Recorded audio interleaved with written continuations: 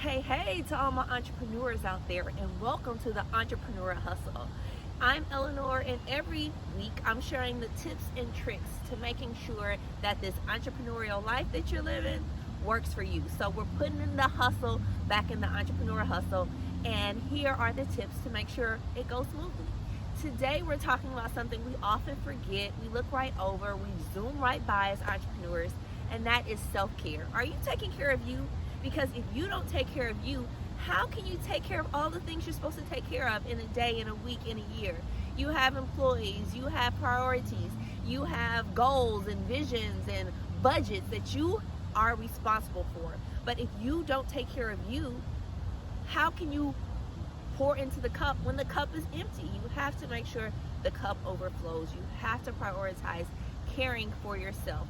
So let's think about some of the things that you can do to make sure you are taking self-care and prioritizing it. First things first, don't expect for it to be anyone else's responsibility, right? Don't look around to your left and to your right and say, well, why isn't anyone thinking about what I need? Why isn't anyone seeing that I'm tired, that I'm overworked? People don't see that, and it's not really their responsibility to, right? You have to make sure that you're prioritizing you, and two, you're looking in. If you're tired, then be responsive to it. If you're overwhelmed, then be responsive to it. If you feel like you're just not enough, then be responsive to it. Don't ignore these signs, these triggers, these warnings that you are becoming empty, that the cup is not overflowing, right?